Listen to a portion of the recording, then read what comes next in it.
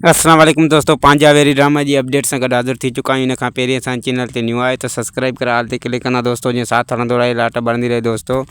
जी दोस्तों, तव्हांखे इंतज़ारु कोन था करियूं, हलूं था पंहिंजी अपडेट जी तरफ़। वीडियो मुकमल ॾिसंदा दोस्तों, वीडियो तव्हांजे लाइ ठाहींदा असां ज़बरदस्त तरीक़े सां। त वीडियो मुकमल ॾिसंदा त तव्हांखे सॼी अपडेट जी ख़बर पवंदी त ड्रामो हाणे केतिरे उरूज ते पहुतो आहे दोस्तों। त हलूं था पंहिंजी अपडेट जी तरफ़ दोस्तों। तव्हांखे ॿुधाईंदो हलां त चौधरी अली असगर तईम ऐं हाजन प्रेमी जा जेके बेस्ट सीन थी चुका आहिनि दोस्तों पंहिंजा वेरी में। ऐं जीअं त डायरेक्शन तव्हांखे ख़बर आहे त चौधरी अली असगर तईम संभाले रहियो आहे दोस्तों।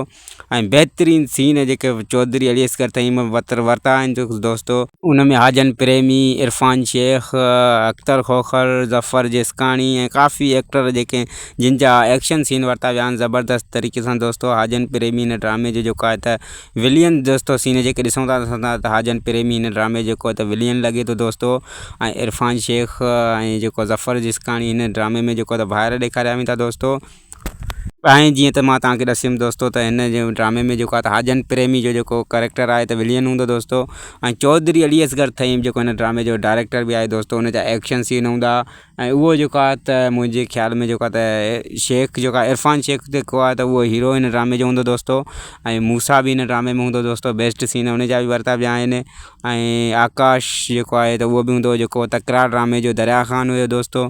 तक़रीबन हिन ड्रामे में जेको तकरार जी कास्ट आहे ऐं हिनखे जेको आहे त तकरार ड्रामे खां वधीक मक़बूलियत मिलंदी, छो त हिन जा एक्शन सीन जेके असां ॾिसी रहिया आहियूं पिक्चर में, तव्हां बि ॾिसंदा हूंदव त हिकु माना मक़बूल ड्रामो थींदो दोस्तों। हिन जो माना जेको आहे त मट मिसल कोन थींदो।